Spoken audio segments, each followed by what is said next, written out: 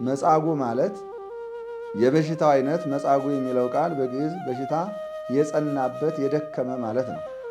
በዋናነት በሽባነት፣ በመጻጉዕነት፣ በመጉበጥ የሚታወቅ ነው።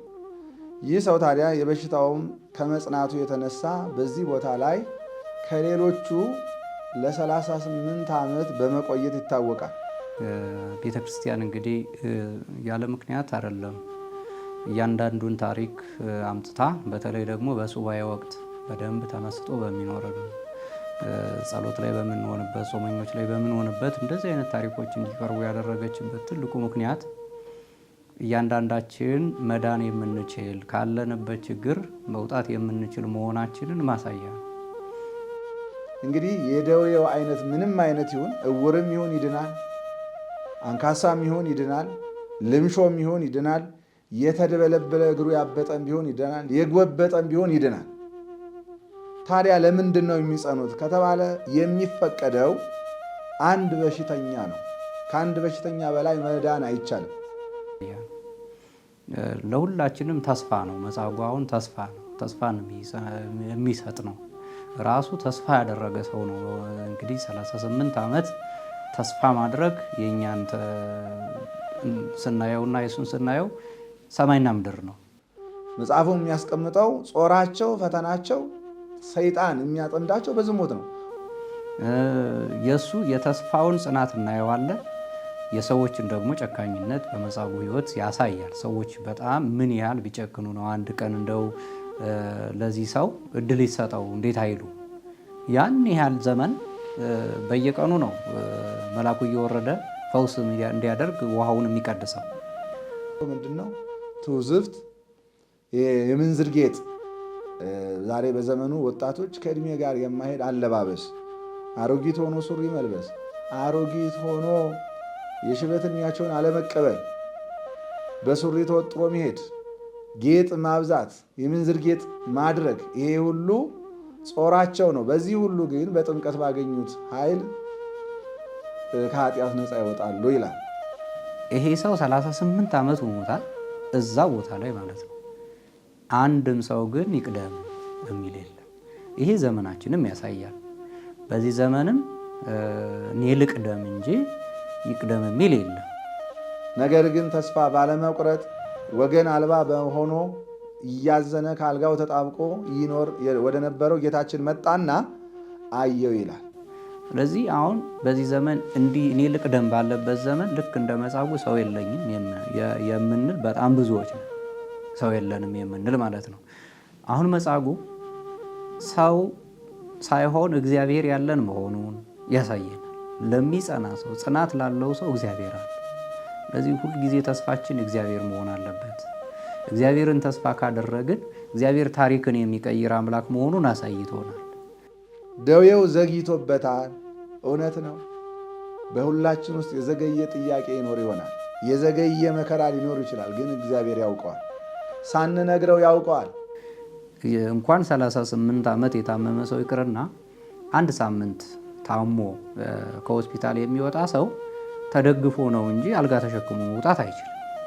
የእግዚአብሔር ፈውስ ግን ሙሉ በሙሉ ተረፈ ደዌ የሌለው ፈውስ ነው እና አንድ ቀን እየተመለስን ከምንወድቅበት ኃጢአት፣ በጣም ከተቸገርንበት ኃጢአት ሙሉ በሙሉ አምላካችን እንደሚያወጣን ተስፋ አድርገን መጠበቅ መቻል አለብን። ቤተ ክርስቲያን ይህንን የህመምተኞች ተስፋ ነው የምትሰብከው።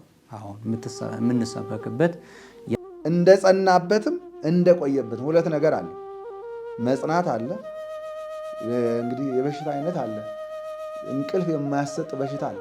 የጸና ደዌ አሁንም ልክ እንደዛ ነው። የተለያየ ችግር አለብን እያንዳንዳችን ማለት ነው። ችግራችን በጣም ልዩ ልዩ ነው። በብዙ አይነት መንገድ ሊገለጽ ይችላል።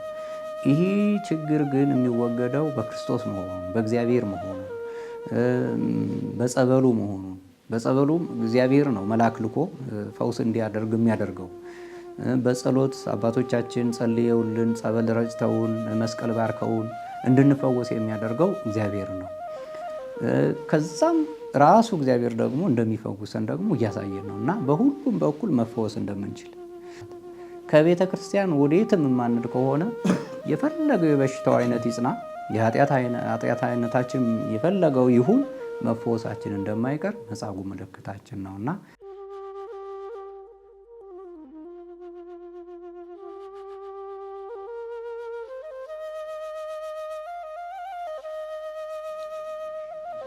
በስመ አብ ወወልድ ወመንፈስ ቅዱስ አሃዱ አምላክ አሜን። የተወደዳችሁና የተከበራችሁ የማህበረ ተዋሕዶ ዘኦርቶዶክስ መምህራን አባቶች፣ ወንድሞች፣ እህቶች ሁላችሁም በሀገር ውስጥም በውጭም የምትገኙ ይህን ሚዲያ የምትከታተሉ ሁላችሁም በኃያሉ በልዑል እግዚአብሔር ስም እንደምን አደራችሁ፣ እንደምን ቆያችሁ። እንኳን ለአራተኛው ሳምንት ለመጻጉዕ ለታላቁ ጾም ለዐቢይ ጾም አደረሳችሁ።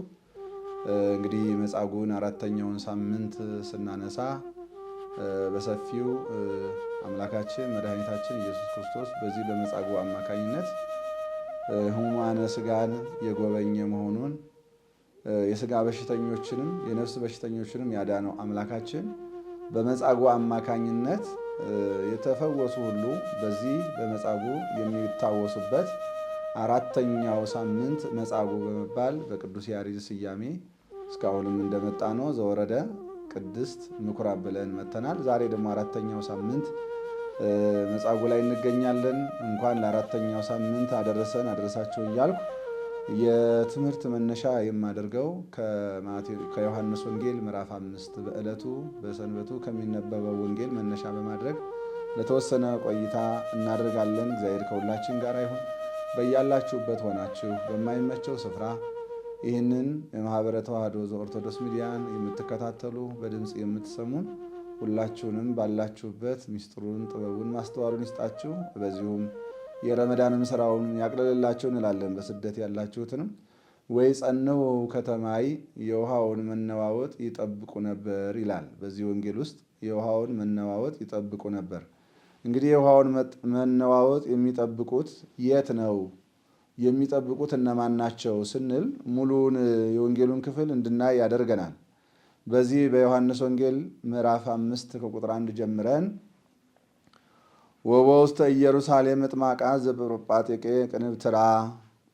ቅንብትራ ዘፈውስ ዘበዓል ዘመስዋዕት የምትባል ቤተሳይል ቤተ ጵርስቅላ ቤተሳይዳ የምትባል በኢየሩሳሌም 5 መመላለሻ እርከን ያላት መጠመቂያ ቦታ ነበረች። ቤተሳይል ይላታል። የምሕረት ቦታ። ይቺ የምሕረት ቦታ ላይ ብዙዎች ከተለያየ ቦታ መጥተው በዚች ቦታ ላይ 5 እርከን ባላት መደብ ያላት ቦታ በዚች ቦታ ላይ ቀድሞ ጠቢቡ ሰሎሞን ኋላም ሕዝቅያስና ኢሳይያስ ያወጡት የውሃ ጉድጓድ ነበረ ይላል። በምድር ላይ ብዙ ውሃ ይኖራል። ውሃዎች ሁሉ ውሃነታቸውን ይይዛሉ።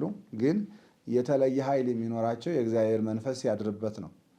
በዚህ ቦታ ላይ ወይ ወርድ መልአከ እግዚአብሔር ወይ ታወክ ማይ ወይ ጸንዑ ከተማይ የእግዚአብሔር መልአክ በወረደ ጊዜ ውሃው ይነዋወጣል።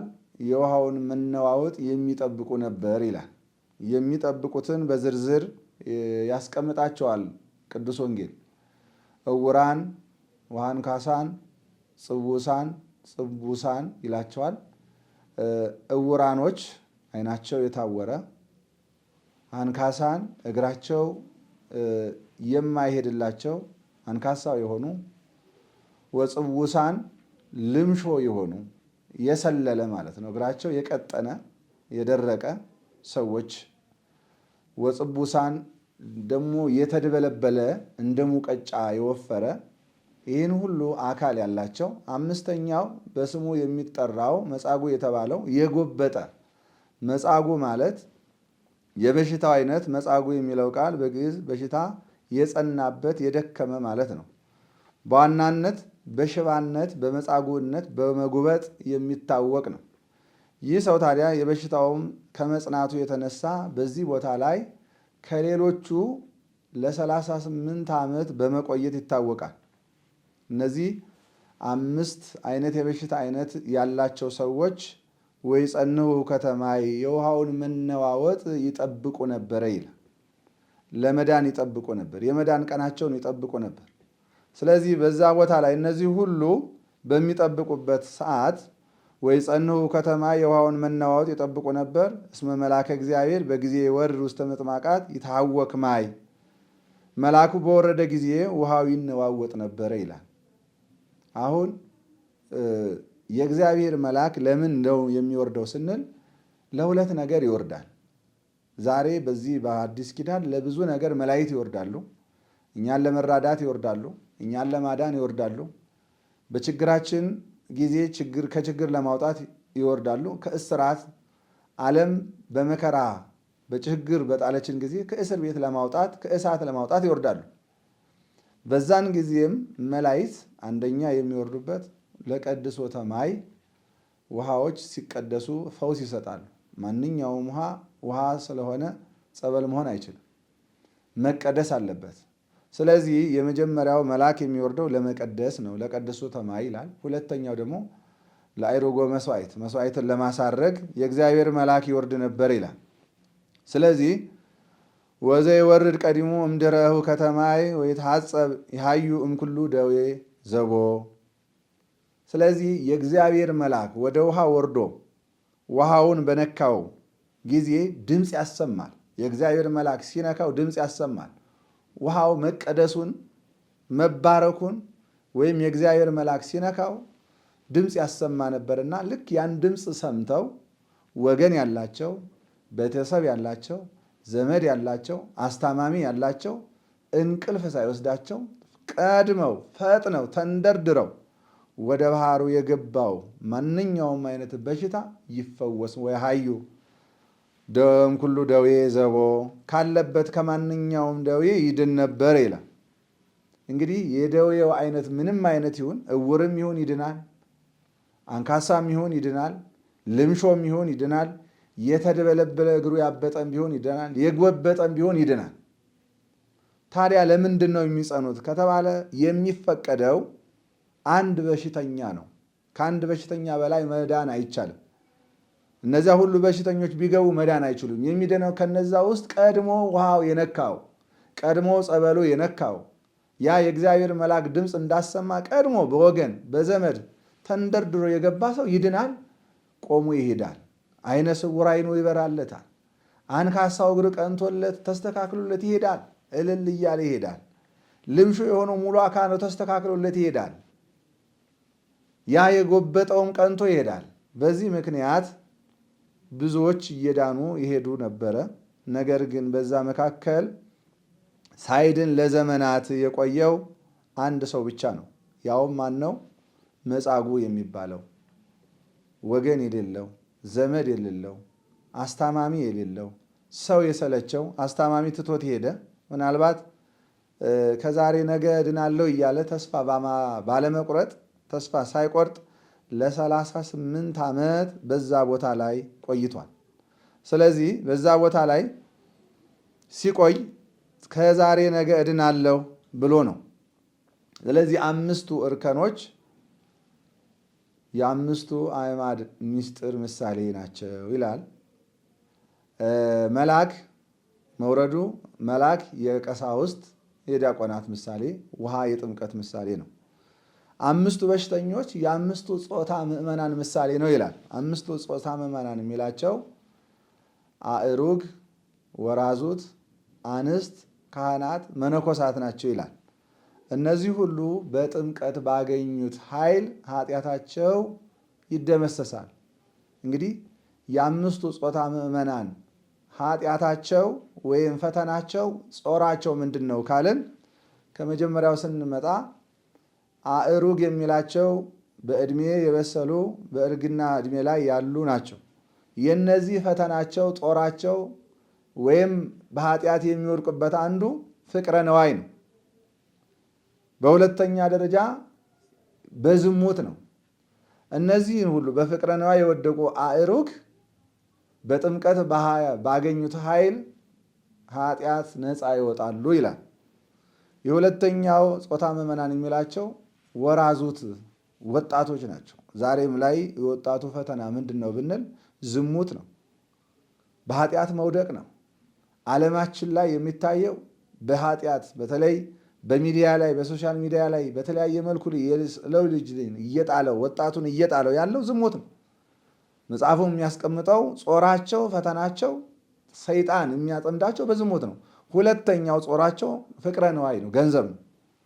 እነዚህ ሁሉ በኃጢአት የወደቁ ወራዙት ወጣቶች በጥምቀት ባገኙት ኃይል ከኃጢአት ነፃ ይወጣሉ። ሶስተኛው አንስት ጾራቸው ምንድን ነው? ትውዝፍት፣ የምንዝር ጌጥ። ዛሬ በዘመኑ ወጣቶች ከእድሜ ጋር የማይሄድ አለባበስ፣ አሮጊት ሆኖ ሱሪ መልበስ፣ አሮጊት ሆኖ የሽበት እድሜያቸውን አለመቀበል፣ በሱሪ ተወጥሮ መሄድ፣ ጌጥ ማብዛት፣ የምንዝር ጌጥ ማድረግ፣ ይሄ ሁሉ ጾራቸው ነው። በዚህ ሁሉ ግን በጥምቀት ባገኙት ኃይል ከኃጢአት ነፃ ይወጣሉ ይላል። በአራተኛ ደረጃ የካህናት ጾራቸው ምንድን ነው ሳይል ትዕቢት ይለዋል። እውነት ነው። ፍቅርና ፍቅር ማጣት በትዕቢት መሞላት፣ አእምሯችን ምጡቅ፣ ማዕረጋችን ምጡቅ፣ አእምሯችን ረቂቅ በማለት ይመካሉ፣ ይታበያሉ። ነገር ግን እነዚህም በጥምቀት ባገኙት ኃይል ዲነሰሉ። የመጨረሻው የመነኮሳት ጾራቸው ስስት ይለዋል። በሹት ጊዜ የሚያገኙት በምናኔ በገዳም የሚኖሩ ስለሆኑ በስስት ይፈትናቸዋል። ሁሉንም አምስቱን ጾታ ምዕመናን በጥምቀት ባገኙት ውሃ የጥምቀት ምሳሌ ነውና በጥምቀት የተሰረየ ፍዳ የለውምና ጥምቀት ማስተሰሪያችን ዋናው የልጅነት ክብራችን ነው። ከዚህ በኋላ እነዚህ አምስቶቹ የውሃውን መናወጥ ይጠብቁ ነበረ። በዛ ቦታ ላይ ታዲያ ወደዚች ወደ ቤተ ሳይዳ አምላካችን መድኃኒታችን ኢየሱስ ክርስቶስ ወይ ጸንሁ ከተማይ ውሃ ወደሚጠብቁበት ይቺ ፈውስ ወደምትሆነው ቦታ ወደ ቤተ ሳይዳ ጌታችን ኢየሱስ ክርስቶስ ወደዛ ቦታ ወሃሎ ህዬ አሃዱ ብእሲ ዘ38 ከረንት እምዘደወየ ከታመመ 38 ዓመት የሞላው አንድ ሰው ነበረ። ወኪያው ርእዮ እግዚእ ኢየሱስ ጌታችን ወደዚያ ሰው እየመጣ ነው የሚለው። ወሃሎ ህዬ አሃዱ ብእሲ ዘሃሎ ወስምንቱ ክረምት እምዘደወየ ከታመመ 38 ዓመት የሆነው ድዊ ከዚያ ሰው ነበረ። ወኪያው ርእዮ እግዚእ ኢየሱስ ውስጥ አራቱ አይመረ ከመጎንደ የደዌሁ ጌታችን ኢየሱስ ክርስቶስ 38 ዓመት ወደተኛ ወደ መጻጉዕ መጣ ይላል። ወደ ሁላችን በበረከት በረድኤት ይምጣ። ወደ አዘነ ወደ ተከዝነው ተስፋ ወደ ቆረጥነው ጌታችን አምላካችን ይምጣ። በተቸገርን ጊዜ ተስፋ በቆረጥን ጊዜ ወደ እሱ መጣ። ሌሎች ወገን ነበራቸው፣ ድነው ሄደዋል። መጻጉዕ ግን ወገን ስላልነበረው ሳይድን ለስንት ዓመት ቆይቷል? ለ38 ዓመት ቆይቷል። እውነት ነው፣ ይከብዳል። 38 አይደለም 38 ቀን መጠበቅ ይከብዳል። ነገር ግን ተስፋ ባለመቁረጥ ወገን አልባ በሆኖ እያዘነ ከአልጋው ተጣብቆ ይኖር ወደ ነበረው ጌታችን መጣና አየው ይላል። ወርእዮ እግዚእ ኢየሱስ አይመረ ከመጎንደ ውስተ ደዌሁ ይህ ሰው ደዌ ጸንቶበታል። ማንም ሳይነግረው ማእምረ ብፅዓት የሆነው አምላክ ማንም ሳይነግረው ይህ ሰው ደዌ ጸንቶበታል፣ ደዌው ዘግይቶበታል። እውነት ነው። በሁላችን ውስጥ የዘገየ ጥያቄ ይኖር ይሆናል። የዘገየ መከራ ሊኖር ይችላል። ግን እግዚአብሔር ያውቀዋል፣ ሳንነግረው ያውቀዋል። ወአእመረ ከመጎንደ የደዌሁ ደዌው እንደቆየበት እንደጸናበትም እንደቆየበትም ሁለት ነገር አለ። መጽናት አለ። እንግዲህ የበሽታ አይነት አለ። እንቅልፍ የማያሰጥ በሽታ አለ። የጸና ደዌ ነው። በዛ ላይ ደግሞ ዘግይቶበታል። ስንት ዓመት? 38 ዓመት ዘግይቶበታል። ይህን ሁሉ አወቀ። ይህንን ያወቀው አምላክ ወደሱ ከመጣ በኋላ ዋውሳ ውእቱ ወይቤሎ እግዚእ ኢየሱስ ትፈቅድኑ ትየው አለ። ጌታችንም ፈቀደ፣ ሊያድነው ፈቀደ፣ ሊያድነው ወደደ። ግን ወዶ ግን ዝም ብሎ አልፈወሰውም፣ ጠየቀው። ወይቤሎ እግዚእ ኢየሱስ ትፈቅድኑ ትየው አለው። ሁላችንን ይጠይቀናል። መዳን ትፈልጋላችሁ ይለናል። ማግኘት ትፈልጋላችሁ ይለናል። የኔና የእናንተ ፍላጎት ግን እሱ የሚፈቅደው ይሁን። ስለዚህ አስፈቅዶ ፈቅዶ ነው የሚያደርገውና መዳን እየፈለገ ስለምን ጠየቀው ቢሉ አላዋቂ ስጋን እንደተዋሃደ አንድም ሳይጠይቀው ፈውሶት ቢሆን ሳይሆን የሚሆነውን የሚያውቅ ነውና በዕለተ ዓርብ አሳልፎት እንደሚያውቅ አሳልፎ በጥፊ እንደሚመታው ስለሚያውቅ ቀድሞ ስለሚያውቅ ያን ጊዜ እኔ ፈውሰኝ ሳልለው እሱ የቅልብልብነቱን ፈውሰኝ ሳልለው ፈወሰኝ እንጂ መች ፈውሰኝ አልኩት ባለ ነበረ። ስለዚህ ምላሽ ለማሳጣት ትፈቅድኑ ትየው መዳን ትወዳለህን ብሎ ጠየቀው። በዚህን ሰዓት መጻጉዕ እወ እግዚኦ አላሰብ አልብዬ ብሎ ነው የመለሰው። ምንድን ያለው? ጌታዬ አዎ እወዳለሁ፣ አላሰብ አልብዬ ከመሶበይ ታወክ ማየ ወያወርደኒ ወይድየኒ ውስተ ምጥማቃት። ጌታዬ አለ ውሃው በታወከ ጊዜ፣ ውሃው በተነዋወጠ ጊዜ፣ ውሃው ድምፅ በሰጠ ጊዜ፣ መልአክ በወረደ ጊዜ ፈጥኖ የሚያወርደኝ ፈጥኖ የሚወስደኝ ሰው የለኝም፣ ወገን የለኝም፣ አስታማሚ የለኝም፣ ቤተሰብ የለኝም። ወሶበ እመጽ አነ በአይድ ይቀድመኒ ወሪደ። እንደ አቅሙ እርሱም እየደከመ ነው። መጻጉዕ እኮ ከአልጋው ላይ ዝም ብሎ ተኝቶ አይደለም የሚጠብቀው። የአቅሙን ያክል እየተንገዳገደ መውረድ እንደጀመረ ያሳውቃል። ወሶበ እመጽ አነ ይላል። በዛው በታማሚ ጉልበቱ እየደከመ ነው። እንደ ጎበጠ ወደ ጸበሉ ይሄዳል። ሰው ቢያጣም የአቅሙን እየተንፈራፈረ ነው ያለው። መጻጉዕ ግን ኃይል ያላቸው፣ ጉልበት ያላቸው፣ ዘመድ ያላቸው፣ ቤተሰብ ያላቸው እሱ እየተንገዳገደ ሲያዘግም ሌሎቹ ቀድመውት ይገባሉ። ተፈውሶ አይኑ እያያች ተፈውሰው ሲሄዱ ያያል። በእግራቸው ቀንተው ሲሄዱ ያያል። ትላንትና ጎብጠው የመጡት ቀንተው ሲሄዱ ያያል። አይናቸው ታውሮ እየተመሩ የመጡት አይናቸው በርቶ ሲሄዱ ያያል። የኔ ቀን መቼ ነው መቼ ነው እንደነሱ የሚሆነው እያለ ተስፋ ባለመቁረጥ ስንት ዓመት ቆየ? 38 ዓመት። ወገኖቼ መጻጉዕን አብነት አድርጎ ተስፋ ሳትቆርጡ እኔም ቀን አለ ይበሉ፣ የኔም መለወጫ ቀን አለ ይበሉ፣ የኔም መነሻ ቀን አለኝ አለ። እኩል የምሆንበት ቀን እግዚአብሔር ወደ እኔ የሚመጣበት እንደ መጻጉዕን ይህን ሰው የሚያደርግበት